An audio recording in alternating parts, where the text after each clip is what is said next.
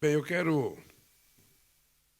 cumprimentar os companheiros e as companheiras da imprensa brasileira, da imprensa estrangeira aqui presente, cumprimentar o nosso presidente do Senado, o Davi Alcolumbre, o nosso segundo secretário da Câmara, o segundo vice-presidente, o Elmar, cumprimentar os companheiros deputados, senadores aqui. Eu estou vendo o nosso companheiro Rogério, o nosso companheiro Everton, senadores que acompanham, os deputados federais, estou vendo aqui alguns companheiros. Como eu não tenho a nominata, se citar o nome e eu esquecer, vai ficar muito ruim para mim, mas a minha assessoria tem que me dar uma nominata com o nome dos deputados aqui. Mas eu quero agradecer a vinda de vocês nessa viagem. Quero agradecer ao companheiro Jorge Viana, da Apex, que fez um trabalho extraordinário para que a gente pudesse ter uma agenda muito importante com os empresários. Quero agradecer ao nosso embaixador pelo trabalho excepcional que ele tem feito para que o Brasil não saia da ordem do dia aqui na China. Quero agradecer aos companheiros ministros que vieram aqui para apresentar as propostas nas mais diferentes áreas que o Brasil tem interesse de desenvolver na sua relação com a China. Então, feitos os agradecimentos, eu queria agradecer ao Fávaro, que me deu um terno de presente ontem. Eu não sei se ele pagou $120 ou... Eu sei que me deu um terno de presente, eu não experimentei ainda, mas vou experimentar. Se não servir, eu devolvo. Companheiro, primeiro, o dia começou muito ruim, muito triste, porque logo cedo eu fiquei sabendo... Logo cedo aqui, noite no Brasil, eu fiquei sabendo da morte do companheiro Pepe Mujica. O Pepe Mujica, ele não foi apenas um militante de esquerda, ele não foi um senador, um deputado ou um presidente da República do Uruguai. O Pepe Mujica era um ser humano, sabe, muito importante para a democracia, para os setores progressistas da sociedade, para a esquerda, porque eu acho que se ele não tivesse nascido, precisaria nascer outra vez, para que a gente tivesse um exemplo de ser humano com muita dignidade, com muito respeito, com muita solidariedade e com muita coragem. Um homem...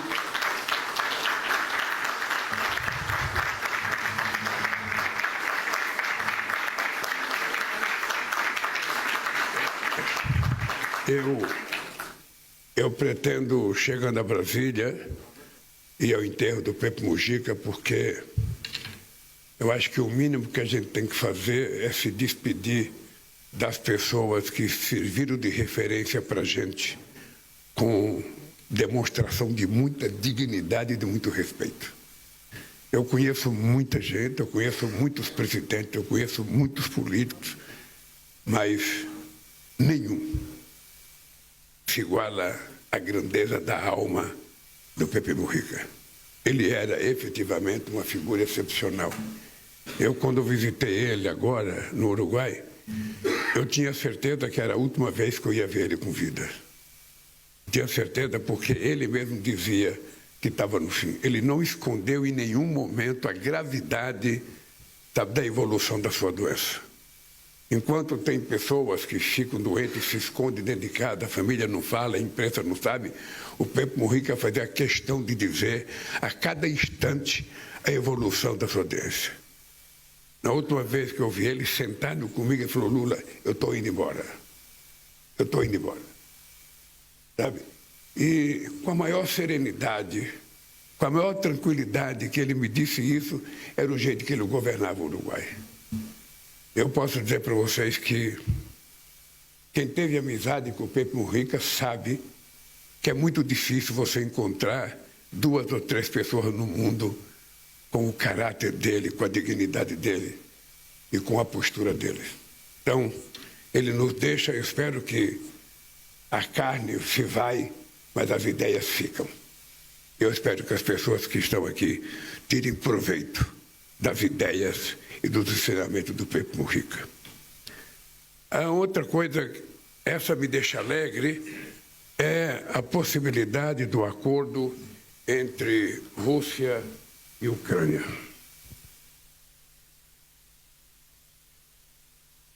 Vocês da imprensa brasileira e da imprensa estrangeira acompanham há praticamente 3 anos o Brasil vem fazendo o mesmo discurso de que é preciso que haja uma movimentação política para que a gente possa chegar à paz. Eu tive a petulância de um dia ligar para o presidente Putin e dizer para o Putin, pare com essa guerra e volte para a política, porque a política está precisando muito de mudar o debate pelo crescimento da extrema-direita radicalizada, nazista, no mundo inteiro. E é com muita alegria que, ao visitar a Rússia na comemoração dos 80 anos da vitória da Segunda Guerra Mundial, a gente tem encontrado a oportunidade de conversar sobre a questão da paz. Nós tínhamos produzido um documento entre a China e o Brasil, criando um grupo de amigos, 13 países emergentes, para que a gente pudesse, no momento que os dois quisessem, nos colocar à disposição para discutir a paz, porque somente os dois podem encontrar uma solução. E é com muito otimismo que eu vi a proposta do Putin, que eu vi a aceitação da proposta do Putin pelo Zelensky, e que o presidente Xi Jinping e eu colocamos o resultado disso numa nota e divulgamos isso, parabenizando tanto a proposta do Putin quanto a aceitação do Zelensky, na possibilidade de que eles se juntem em Istambul e possam começar de verdade, ao invés de trocar tiros, trocar palavras. E aí morrerá menos gente, se destruirá menos patrimônio, morrerá menos criança e, quem sabe, a gente possa viver com mais tranquilidade. É esse o resultado da diplomacia. E é isso que os chefes de Estado não podem nunca perder. Antes de qualquer coisa, gastem todas as palavras que existirem nos seus dicionários, que fala de acordo, que fala de conversa, sabe, que vale a pena. Vale muito mais do que um tiro. Então, eu estou muito feliz com o encaminhamento. Vamos ver se o presidente Putin vai à Turquia, vamos ver se eles se colocam de acordo e vamos ver se o mundo volta à paz. Uma outra coisa, para mim, extremamente importante, companheiros, é a minha visita à China. É a segunda visita que eu faço nesse segundo mandato como chefe de Estado. E possivelmente será a segunda também do presidente Xi Jinping nesses últimos 2 anos ao Brasil, porque ele vai participar dos BRICS. E é extremamente importante a gente analisar o crescimento da relação do Brasil com a China. Ou seja, em 2003, quando eu tomei posse na presidência da República, a gente tinha 6 bilhões e 600 milhões de fluxo de balança comercial. Hoje, nós temos o privilégio de dizer que nós temos 160 bilhões com viés de alta, sabe, na nossa fluxo comercial. Não é pouca coisa. Mas nós não estamos contentes com o resultado de 160 bilhões ou com o superávit de 31 bilhões que o Brasil tem no comércio com a China. Porque o que nós queremos, primeiro, é que o comércio entre 2 países tem que ser equilibrado. Eu sempre disse que o comércio bom entre 2 países é aquele que parece uma via de 2 mãos. A gente compra e a gente vende. A gente compra e a gente vende. Mais ou menos de forma igual, para que não haja um desbalanço muito grande no orçamento de cada país. E nós viemos aqui para isso. Muita gente, às vezes, se queixa que o Brasil exporta só commodity para a China e o Brasil compra produtos de maior valor agregado. Isso não é culpa da China, isso é culpa nossa. E, ao mesmo tempo, a gente tem que dizer que é sorte nossa Que bom que Deus nos deu um território capaz da gente poder dizer que no nosso território tudo que se planta dá, em qualquer época do ano. A gente já não se contenta mais com uma safra, agora já é a segunda safra. Daqui a pouco está a terceira safra. Nós somos o único país do mundo em que a gente colhe 2,5 safras de uva por ano no Vale do São Francisco. E graças a Deus, os chineses começaram a comprar nossa uva. E graças a Deus, começaram a comprar nosso café. Então, ao invés da gente ficar reclamando, a gente precisa produzir mais, plantar mais. E nós viemos aqui para dizer, nós queremos também trocar produtos com maior valor agregado e, por isso, nós queremos que os chineses nos ajudem a dar esse avanço no desenvolvimento tecnológico que nós precisamos. Aí entra a discussão da transição energética, da transição climática, entra a questão da inteligência artificial. Eu nem sei se o Brasil precisa de inteligência artificial, com tanta gente inteligente que tem no Brasil. Eu fico vendo vocês aqui, eu falo, como é que o Brasil precisa de inteligência artificial com tanto gênio aqui na minha frente? Mas, de qualquer forma, dizem que é bom, vamos atrás disso. Vamos ver o que o Brasil pode ganhar com isso. Mas, então, nós vemos aqui, e eu estou muito feliz. Estou muito feliz pelo respeito com que o Xi Jinping nos recebeu, pelo carinho com que o governo chinês nos recebeu, e também pelo carinho que nós recebemos ele no Brasil, porque a verdade é que ontem nós fomos jantar num lugar que é a primeira vez que um presidente estrangeiro vai jantar. E o Xi Jinping foi o primeiro presidente a ir jantar também na minha casa, numa demonstração de que a nossa relação não é uma coisa trivial. A nossa relação com a China é estratégica. É muito estratégica. E a gente quer aprender. A gente quer mais investimento, a gente quer atrair mais investimento, a gente quer mais coisa no Brasil, a gente quer mais ferrovia, a gente quer mais metrô, a gente quer mais tecnologia, a gente quer inteligência artificial, a gente quer tudo, sabe, que eles podem compartilhar conosco. E a palavra correta é compartilhar, porque a gente precisa aprender a trabalhar junto para que as coisas possam dar os frutos que nós precisamos. Então eu saio da China muito, mas muito, muito satisfeito. E ontem eu fiz questão de dizer ao presidente Xi Jinping, escolha alguém da sua confiança para entrar em contato com o meu ministro da Casa Civil, porque nós precisamos superar a burocracia da nossa relação. Vamos superar. Ou seja, as coisas têm que andar mais rápido, os projetos têm que ser mais rápidos, a execução tem que ser mais rápida, porque a China precisa disso e o Brasil precisa disso.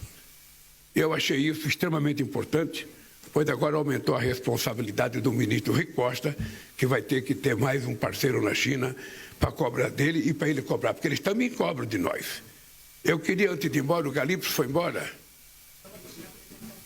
Eu queria que o Galipso viesse aqui a falar um pouco da relação do Banco Central chinês com o Banco Central brasileiro, mas depois ele fala com vocês sobre isso. Outra coisa que me deixa bastante satisfeito é, sabe, a combinação de interesses nossos na defesa do multilateralismo. Ou seja, o multilateralismo foi o que sustentou uma certa concórdia nesse mundo, sabe, depois da Segunda Guerra Mundial.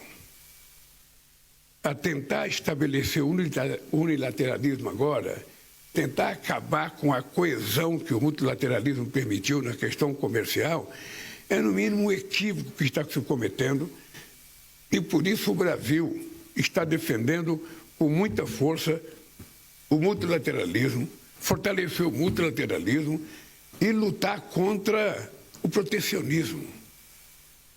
Não é possível, porque dos anos 80 até outro dia, sabe, a globalização era a palavra-chave, sabe, o livre comércio era a palavra-chave, de repente alguém acha que tem o direito de taxar tudo e todo mundo, sem pedir licença, sabe, como se fosse dono do mundo.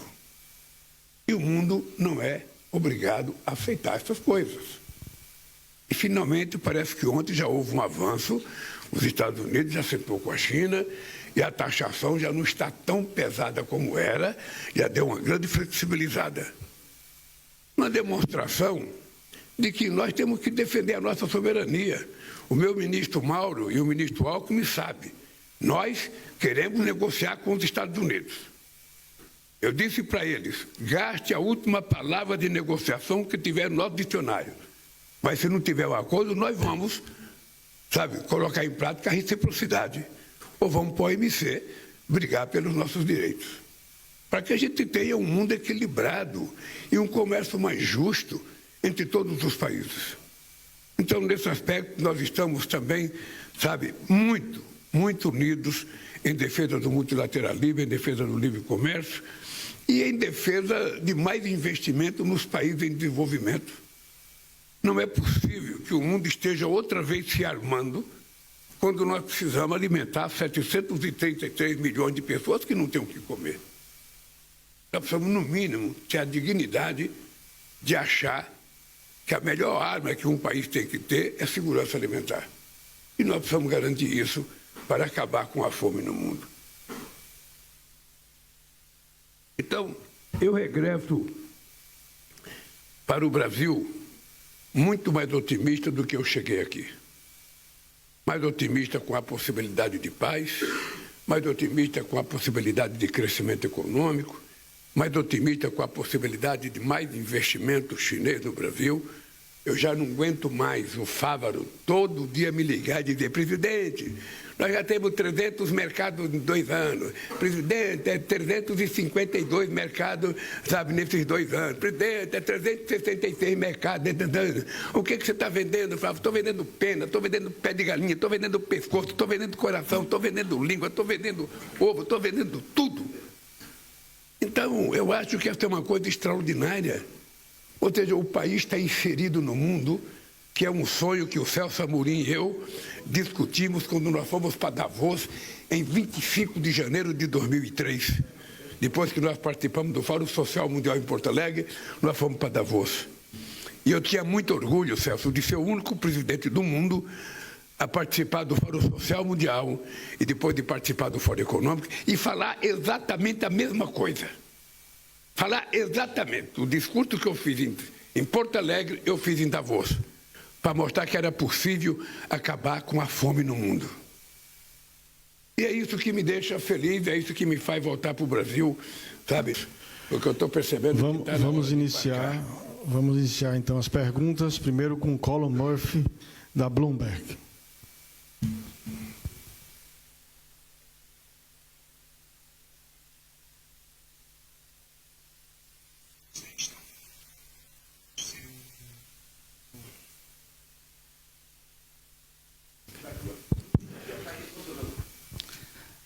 Thank you very much. Question from Bloomberg. Muito obrigado. Uma pergunta da Bloomberg. Muito obrigado, presidente, pelo seu tempo. A minha pergunta são duas. O Brasil tem medo?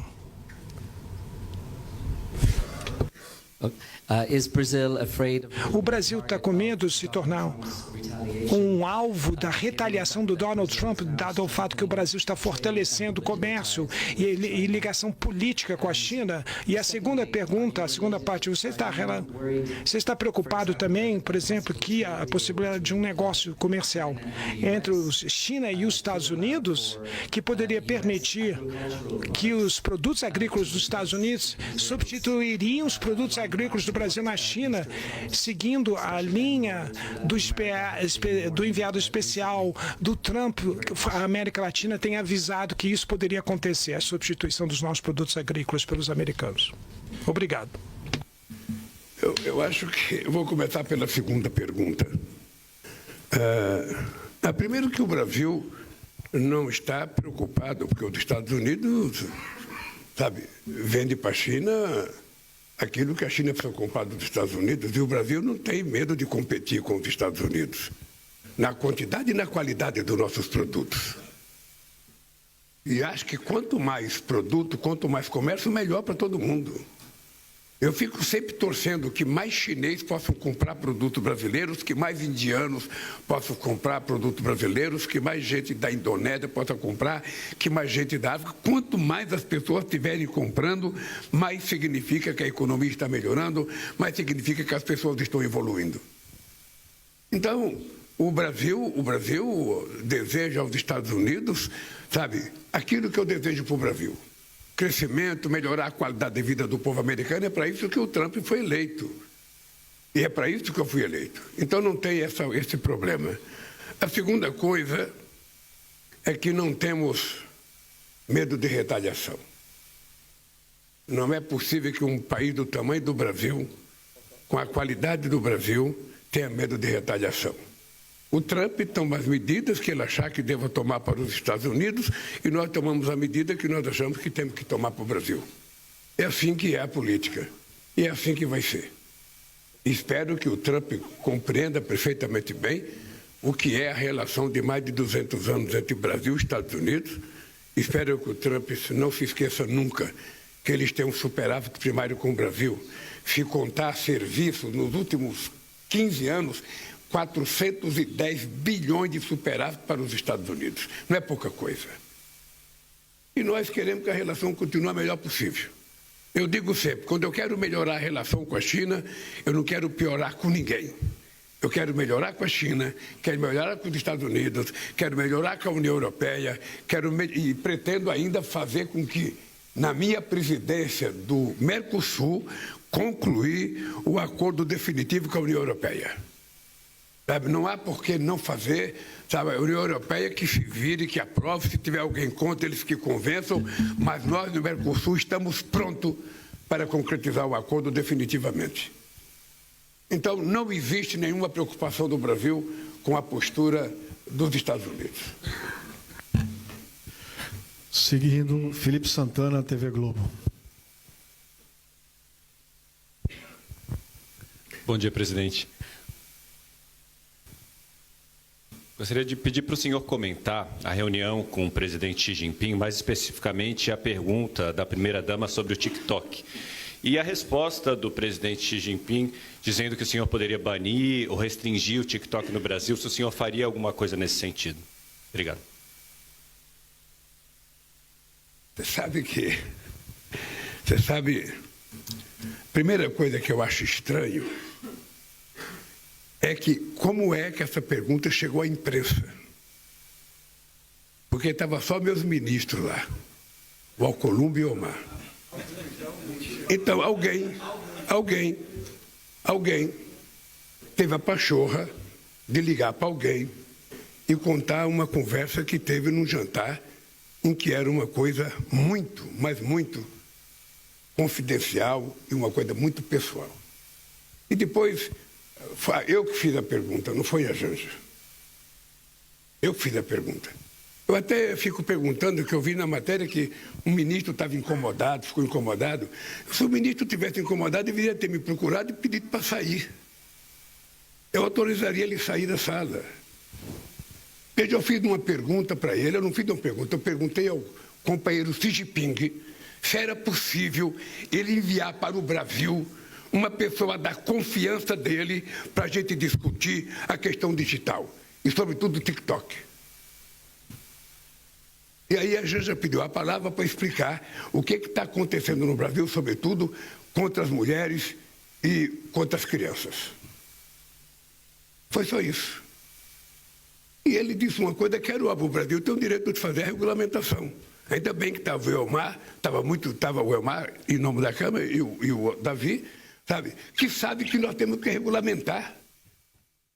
Sabe que nós temos que regulamentar. Não é possível a gente continuar, sabe, com as redes digitais cometendo os absurdos que comete e a gente não tem a capacidade de fazer uma regulamentação. Então, para mim, foi uma coisa simplesmente normal e ele vai mandar uma pessoa. Isso que importa. Ele vai mandar uma pessoa especialmente para conversar conosco sobre o que a gente pode fazer, sabe, nesse mundo digital. É isso que aconteceu. Nada mais do que isso. Sabe? Eu não sei por que alguém achou que isso era novidade e foi falar para a imprensa. Não sei, sinceramente eu não sei. Mas de qualquer forma, já saiu, então é isso. A pergunta foi minha. Eu não me senti nem um pouco incomodado. O fato da minha mulher pedir a palavra é porque a minha mulher não é cidadã de segunda classe. Ela entende mais de rede digital do que eu e ela resolveu falar. Sabe? É só isso. Passar para a próxima pergunta, Xilian, do Beijing News.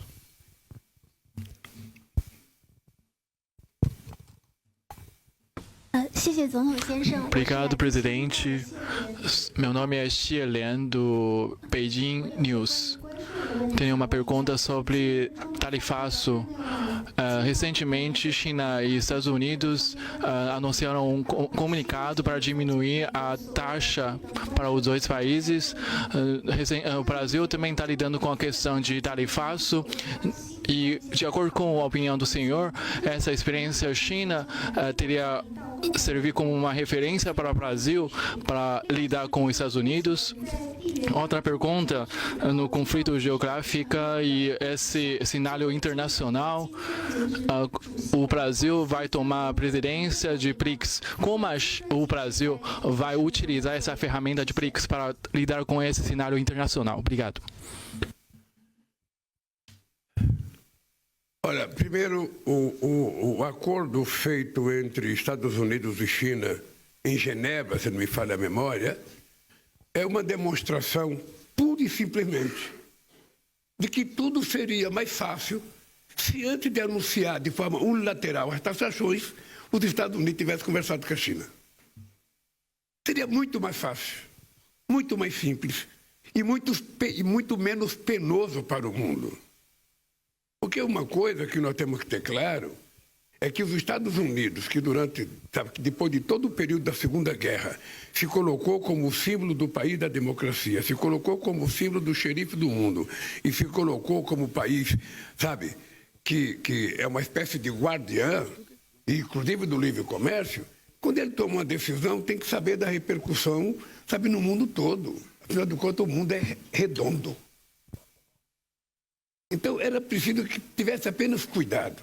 Então, esse acordo é uma demonstração de que, tarda, mas não falha. A sabedoria leva a gente sempre à mesa de negociação. É assim que deve ser.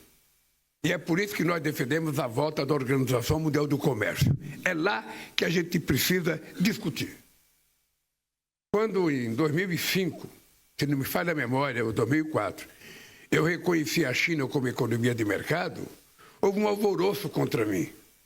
Nossa, o Lula está reconhecendo a China como economia de mercado. E eu reconheci, porque eu queria a China dentro da OMC, debatendo a luz do dia conosco, eu não queria a China na clandestinidade. E aconteceu, e não me arrependo de ter estabelecido naquele instante a China como economia de mercado. Então a China hoje não é um exemplo para o Brasil. A China é um exemplo para todos os países do mundo. É preciso que a gente encontre uma explicação sociológica. Como é que um país consegue, em 40 anos, tirar 800 milhões de pessoas da fome? Da mesma forma que nós conseguimos, em 12 anos, tirar 54 milhões de pessoas da fome e ser reconhecido pela ONU como um país fora do mapa da fome. E depois, em 4 anos, voltamos a ter 33 milhões de pessoas passando fome. Então, eu acho que a China merece ser olhada com mais carinho e sem preconceito. Mais carinho, porque a China é a novidade econômica, tecnológica do século XXI. É isso que nós temos que olhar a China, com muito apreço e com muito carinho, e é assim que eu acho que a China olha o Brasil. Olha, os BRICS é outra novidade extraordinária desse século XXI. É a primeira vez que a gente consegue fazer com que o Sul Global tenha quase a mesma quantidade de pessoas e tenha, sobretudo, a mesma quantidade, do PIB, reunindo, pensando de forma, que é o Sul Global. Não é o pensamento dominante, é o pensamento do agrupamento de países em via de desenvolvimento, alguns mais, outros menos, que querem se fazer respeitar na ordem mundial. Como é que o Sul Global está representado no Conselho de Segurança da ONU? Só a China. Como é que o Sul Global está representado nas outras instituições de Bretton Woods? Nada. Como é que está o FMI? Como é que está o Banco Mundial? Essas instituições não mudam. E não mudam nem na direção, nem mudam no modo de ser. Nós temos a África com quase 900 bilhões de dólares de dívida e muitos países africanos, ao pagar os juros, não têm dinheiro para investir em nada dentro do seu país. Então, os BRICS, e ontem eu falei com o Xi Jinping, os BRICS é a possibilidade da gente mudar um pouco a história para colocar os excluídos dentro do sistema político e econômico. Por isso que os BRICS é importante e eu tenho certeza que nós vamos realizar no Brasil, nós vamos fazer no mês de julho a melhor reunião dos BRICS já feita desde que o BRICS foi criado. E nos BRICS nós temos que discutir economia, nós temos que discutir desenvolvimento, nós temos que discutir a questão climática. Nós vamos ter que discutir no BRICS se é verdade aquilo que os cientistas dizem sobre o aquecimento global ou é mentira. Alguém tem que provar que é mentira. Porque se as pessoas chegarem à conclusão que é verdade, nós precisamos fazer com que os países levem a sério, definam as suas NDCs, para que a gente possa assumir um compromisso com os nossos netos e com os nossos filhos. E por isso que os BRICS é muito importante. E nós vamos fazer uma bela reunião, estamos convocando muita gente, porque nós queremos tomar decisões importantes para ver se a gente muda o eixo da geopolítica mundial. Leonardo Atushi, Brasil 247.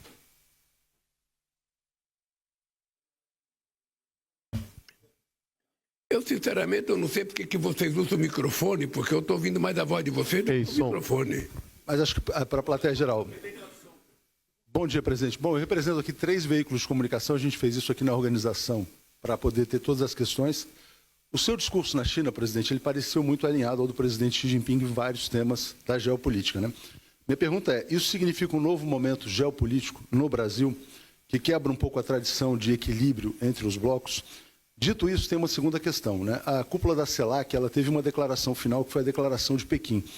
E eu quero perguntar para o senhor acredita que essa declaração de Pequim representa o fim do consenso de Washington, né? E a gente, como nós somos 3 veículos, o presidente Donald Trump iniciou uma viagem pelo Oriente Médio, onde vai se discutir um possível acordo em Gaza, né?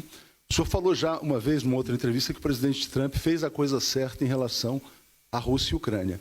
O senhor acredita numa paz em Gaza também? Então são 3 pontos aqui de 3 veículos diferentes. Você faz 3 perguntas, cara. Não, mas são 3 veículos, presidente. Então acho que é isso. Pergunta. Então é um novo momento geopolítico. A carta de Pequim é importante. Se a carta de Pequim é o fim do consenso de Washington e a viagem do Trump pelo Oriente Médio. A viagem do Trump pelo Oriente Médio.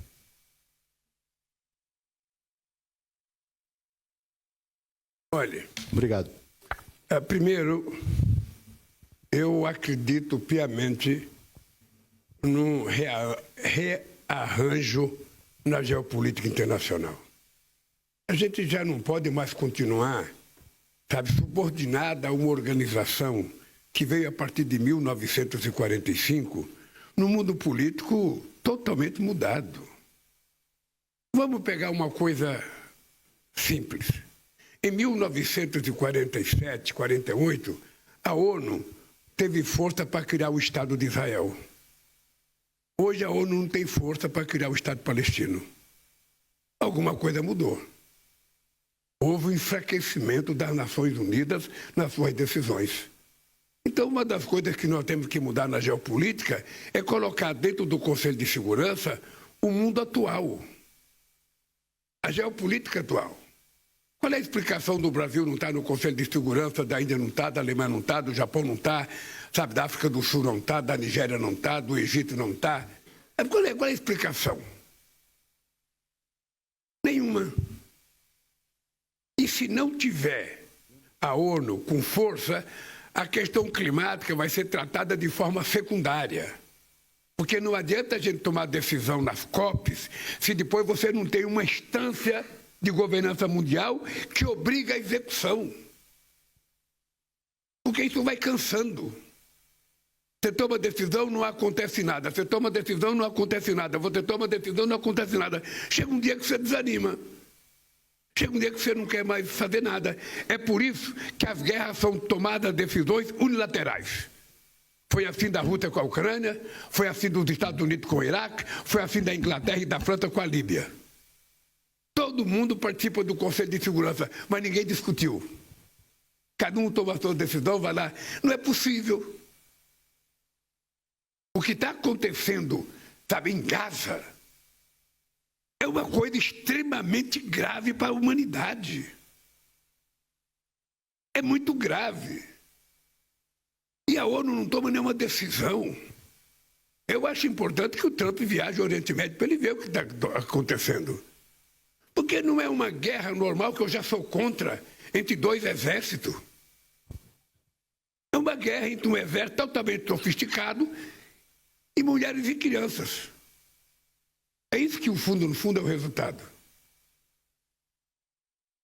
Então, eu acho que essa geopolítica tem que mudar e o Brasil faz parte de um grupo de países que estamos brigando para mudar. É preciso mudar a bem da humanidade, a bem do nosso futuro. A segunda coisa é que a Carta de Pequim é um alento muito grande de que você tem um país com a potência econômica da China pensando em contribuir para o desenvolvimento dos países mais pobres da América Latina e da África. Ao invés das pessoas ficarem preocupadas com a China, deveria todo mundo utilizar a mesma forma. Há quanto tempo que não há investimento americano na América Central e na América Latina? Há quanto tempo não há investimento da União Europeia, na América Latina? Há quanto tempo não há investimento na África? Então, eu acho que os países ricos deveriam pensar, em seguir a decisão da China de tentar fazer mais investimento. Porque só tem um jeito dos países deixar de ser pobres, é o crescimento econômico. E só tem um jeito de crescer, é economicamente. É você ter investimento. É você ter investimento em infraestrutura, você ter investimento em tecnologia, em educação. Senão não vai acontecer nada. Eu fico imaginando o que nós queremos para o fim do século XXI. Quando chegar o ano, 2200, como é que a gente vai estar? Eu me preocupo com isso porque eu tenho percebido que o mundo está pior. Se você pegar do ponto de vista da renda, a grande maioria do povo empobreceu. Inclusive nos países do famoso estado de bem-estar social. Então eu acho que está na hora da gente fazer uma reflexão e saber o que a gente quer do mundo. Hoje você tem menos empresário com muito mais dinheiro do que você tinha há 50 anos atrás. A concentração de riqueza é maior, e muito maior. A decisão política está ficando muito fragmentada. É cada um por si, Deus por todos. Quando a ONU foi criada para a gente tentar tomar decisões, com uma espécie de coesão, muitas coisas por consenso. E, lamentavelmente, isso não está acontecendo. Por isso, eu acho que a Carta de Pequim é um alento para os países da América Latina e da América Central, sobretudo os países mais pobres. Eu sinceramente, quando eu falei que, com toda a divergência que eu possa ter com o Trump, ou ele possa ter comigo, eu acho que a decisão dele sobre a guerra foi importante.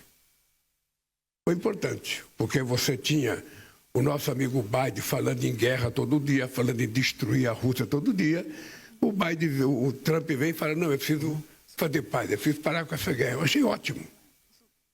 E eu espero que ele possa dar uma contribuição para terminar o genocídio. A palavra eu vou repetir aqui. Para terminar o genocídio na faixa de Gaza. Aquilo não é uma guerra. Aquilo é um genocídio. Então, a única coisa que eu quero é o seguinte, é que a ONU possa tomar uma decisão. E se o Trump contribuir para isso, agora, se ele quiser fazer daquilo um resort, não dá certo. Ali nós temos que saber que ali é um pedaço do mundo onde moram homens e mulheres que precisam ser respeitados tanto quanto eu quero ser respeitado. E eu não estou falando como dizem alguns fascistas, de judeus e palestinos. Estou falando do exército de Israel contra o povo palestino.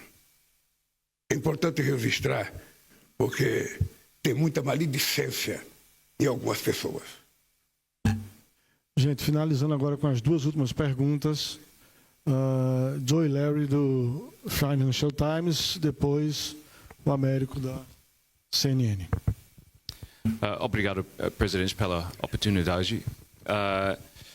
Você acha que as condições atuais são favoráveis para a criação de uma moeda para os países que pertencem aos BRICS?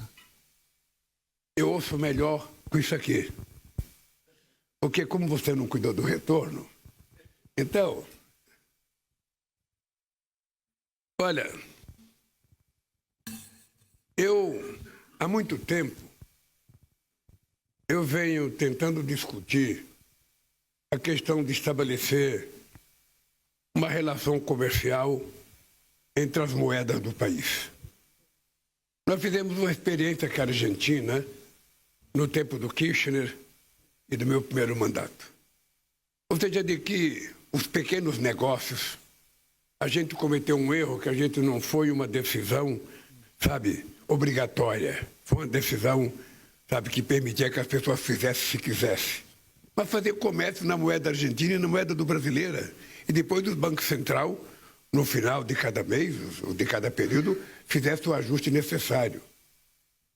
E eu venho batendo nessa tecla há muito tempo. Nós não precisamos, todos os países, sabe, ir atrás do dólar para fazer o comércio exterior. Quem é que decidiu que o dólar era a moeda padrão? Vocês participaram de alguma votação? Vocês conhecem alguma reunião na ONU que decidiu? Vocês conhecem alguma votação em algum lugar do mundo que decidiu? Não. Foi os Estados Unidos que impôs. Como só ele tem a fábrica de produzir dólar, ou seja, ele leva uma vantagem imensa sobre países que às vezes não têm sequer dinheiro para comprar dólar. Então o que é que a gente quer? A gente não quer brigar com o dólar. O que a gente quer, na verdade, é criar, sabe, um jeito de encontrar ou uma moeda ou uma cesta de moedas que possa permitir que a gente possa fazer negócio sem ficar dependendo de uma única moeda. É isso que nós queremos. Eu acho que nós já avançamos muito. E é importante que a gente tenha clareza de que nada que a gente quer fazer, dizem que o BRIC está se confrontando com o Norte, o BRIC está se confrontando com o G20. Não, os BRICS é o G20. Todos os países do G20 todos os países do BRIC estão no G20. Então, quem sabe chega um dia que a gente acabe com tudo isso e cria só um bloco e acabou. Mas o dado concreto é que nós precisamos pensar diferente, gente. Nós não podemos continuar no primeiro quarto do século XXI do mesmo jeito que a gente estava no meio do século passado. É preciso fazer inovação. Inovação comercial, facilitar a vida das pessoas. Como eu acho que a gente está a ponto de que as moedas digitais vão tomar conta do mercado, inclusive da relação comercial, eu acho que daqui a pouco nós vamos fazer comércio por PIX. Sabe, acabou, não tem mais nada, sabe? Eu acho que vai ser assim. Mas o que nós queremos é discutir, e acho que os BRICS é um fórum extremamente importante. Não menosprezem a força do BRICS. Não menosprezem a importância dos BRICS. Os BRICS é muito importante. E vocês vão ver a fotografia dos BRICS na reunião do Rio de Janeiro. É que a gente está acostumado, sabe, com um único lado mandando. A gente está acostumado com um único lado importante. Eu estava pensando esses dias, a gente tem uma relação histórica com a União Europeia. Mas se você pegar individualmente um país como a França, o comércio, sabe, entre França e Brasil é 8 bilhões de dólares. Se você pegar a Inglaterra, não passa de 8 ou 9 bilhões de dólares. Se você pegar a Itália, a mesma coisa. Agora, pega o Vietnã, já são 12 bilhões e meio. 12 bilhões e meio com o Vietnã. Então o Brasil precisa procurar outros parceiros. Eu estou convidado para ir no Congresso da ASEAN e eu vou participar, porque aquilo é um mundo que precisa ser descoberto pelo Brasil. Precisa ser descoberto pelo Brasil. E nós temos o que vender e temos o que comprar. Nós temos o que vender e temos o que comprar. Então eu acho que o Brasil precisa sair da mesmice. Eu estou muito feliz com o que está acontecendo com o Brasil. Esse era um sonho que eu tinha, sabe, de que era preciso mudar a geopolítica, não dá para continuar a mesma coisa, os que mandavam no começo do século passado continuam mandando, as decisões são tomadas no mesmo lugar, você tem tudo já organizado, a burocracia. Eu vou dar só um exemplo para vocês. Em 2008, eu e o Celso Amorim viajamos o mundo tentando convencer países a votar no Brasil para fazer as Olimpíadas. Todo o continente africano tinha menos delegado do que a Suíça. Que tinha 5 delegados, a China tinha 1. Como é que pode essas instituições que foram criadas ser um domínio absurdo, sabe, da Europa e dos Estados Unidos? Então é preciso que a gente, sabe, ressurja com muita força. Nós queremos igualdade. E é isso que os BRICS representam, e é isso que nós vamos fazer, e é por isso que a moeda é importante. Não é uma tarefa fácil, porque mesmo entre nós tem divergência. E nós precisamos saber que a divergência é boa, porque ela nos ensina a ter mais paciência, a debater um pouco mais, a discutir um pouco mais, até a gente encontrar as palavras corretas que compõem um acordo. Vamos ser francos, vocês jornalistas, vamos ser francos. Muitos setores da imprensa brasileira e da imprensa mundial ficaram muito críticos a nós e ao nosso governo quando a gente não fez, sabe, aquela manifestação em defesa da Ucrânia. Todo mundo queria que o Brasil fosse junto com os Estados Unidos, com a União Europeia, sabe, destruir a Rússia. O que nós fizemos? Não. Nós achamos que é possível encontrar um caminho de negociação. É importante vocês se lembrarem que o Olavo Scholz foi no Brasil querer comprar arma para fazer doação para a Ucrânia. E eu disse, não vamos vender armas. Nós não queremos participar dessa guerra. Se quiserem discutir paz, o Brasil vai. Então, o que está acontecendo agora é uma coisa que estava dentro das nossas previsões. Não ficar fomentando a guerra. Ficar discutindo a paz. Falar todo dia em paz. Que um dia ela vai acontecer. Não vai ser fácil, não, acontecer paz. Mas vai acontecer. Porque eu acho que todo mundo está cansado de guerra. Sobretudo os russos e os ucranianos. Eles estão cansados com a destruição que está acontecendo em cada território. Eles sabem que as vidas não serão mais recuperadas. Eles sabem que a marca, sabe, do sofrimento vai ficar em milhares de pessoas. Eles sabem que terão que reconstruir coisas que foram construídas há um século atrás e que eles destruíram. E tudo isso custa muito. Então a guerra não compensa. E é por isso que o Brasil continua dizendo, nós somos um país que não temos contencioso com nenhum país do mundo. Nós não somos apenas o país do futebol, o país do carnaval. Nós somos o país da política. O país do consenso, o país da paz, o país da democracia. E um país que não se nega a conversar nem um tema. Porque eu quero ver a seriedade de todo mundo vai ser na COP30 no Brasil. A COP30 será decisiva para a gente dizer se a gente quer cuidar para que o planeta não tenha um aquecimento acima de 1,5 graus. E aí todo mundo vai ter que apresentar as NDCs. E nós vamos ver quem é quem. Nós vamos ver quem está falando sério. E aí era preciso ter a ONU, sabe, com muita força, para que a gente tivesse que cumprir aquilo que a gente decide. O protocolo de Kyoto não foi cumprido, o Acordo de Paris, sabe, ainda não está em execução, e os Estados Unidos acabam de dizer que vai sair. Eu quero saber como é que o governo americano vai se comportar, sabe, nessa questão da transição climática. Por isso eu estou dando muita importância a esse momento político que nós estamos vivendo. O mundo não é mais o mesmo. Nós não queremos chefe. Nós não queremos xerife. Nós queremos parceiros. Nós gostamos de respeitar e gostamos de ser respeitados. É só isso. Vamos então para a última pergunta, Américo Martins, da CNN. Obrigado, presidente. O senhor estava falando agora sobre a questão da Ucrânia. Quer que eu fale mais alto? Tá bom. Sobre a questão da Ucrânia. O Brasil e a China ontem soltaram uma nota importante sobre a questão da guerra, dizendo que defendiam uma solução política para o assunto.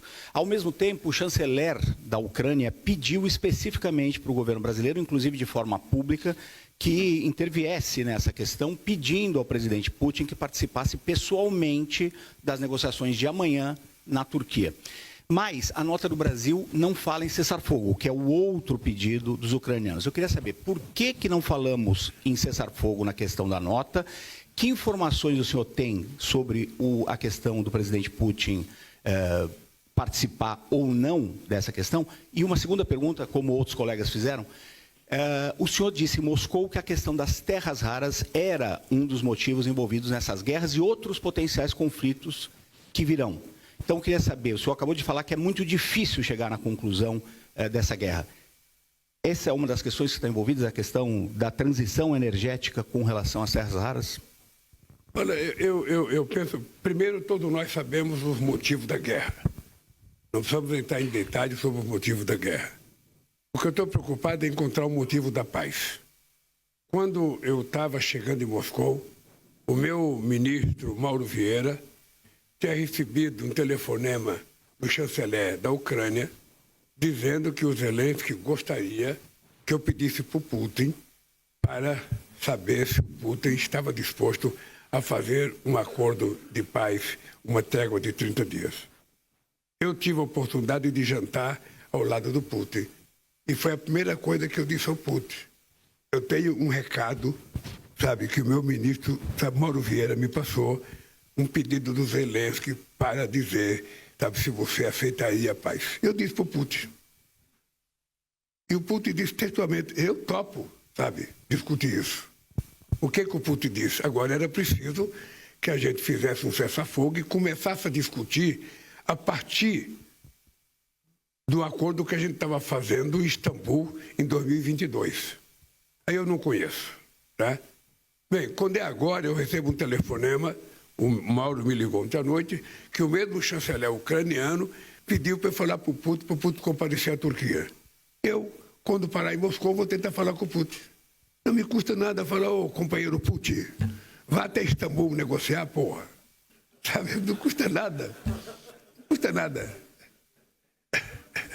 Eu, uma vez, peguei o telefone e liguei para o Bush, para ele falar, o Bush, pelo amor de Deus, fala para a Condoleezza parar de escrever artigo contra o Chaves no Miami Herald. Sabe? Ele banou, ela parou. Sabe? Então, é o seguinte, gente, você sabe que eu tenho um jeito de compreender a política. Eu acho que a política tem muita gente que cria uma certa liturgia. Sabe aquela liturgia? Você não pode chegar perto de ninguém. Você não pode cumprimentar o imperador do Japão, que não pode tocar a mão nele. A primeira coisa que eu fiz foi agarrar aquele baixinho, dar um abraço dele. Porque política é relação humana. Política é uma coisa química. Se você não conversa, se você não faz as coisas acontecer, se você não tema, não tem coisa entre chefe de Estado cheio de liturgia, você não pode fazer isso, não pode fazer aquilo, você pode fazer tudo. Eu não tenho nenhum problema. Tem gente que fala, nossa, como o Lula é estabanado, ele passa a mão na cabeça dos outros, ele passa a mão na cabeça do Rugital. O Rugital tinha o cabelo cheio de brilhantina, não sei o que era. Eu, toda hora eu estava passando a mão na perna. Né? Sabe, é assim que eu faço política. E é assim que eu gosto de tratar as pessoas. E é assim que eu gosto de ser tratado. Então, eu estou convencido que nós já demos um primeiro passo importante para a gente começar a sonhar em paz. Sabe, seria tão bom se a gente parasse com os conflitos na Ucrânia, que a gente pudesse parar o conflito em Gaza, que a gente pudesse parar no Sudão, que a gente pudesse parar em tudo quanto é lugar. Tem muita violência no mundo hoje. Você pega uma parte da África, sabe, você tem os mercenários que saíram da Líbia fazendo guerra em quase todos os países. E cadê a ONU? Cadê o papel da ONU? Então você não tem hoje uma instituição capaz de ser uma referência. De ser uma referência. Ou seja, as decisões que a ONU tomou sobre Gaza, o que aconteceu? Nada. Nada. Porque as pessoas aprenderam de respeitar a ONU. As pessoas aprenderam que a ONU não tem mais representatividade. Então as coisas não acontecem. Então ou nós descobrimos isso e criamos uma instituição com o poder de interferência no comportamento unilateral dos países, ou a gente não tem solução. Os Estados Unidos é grande, mas tem regra. A China é grande, mas tem regra. O Brasil é grande, mas tem regra. Todos nós temos que estar subordinados a determinadas regras para que a gente possa manter o mundo em paz e harmônico. É isso, companheiros. Obrigado.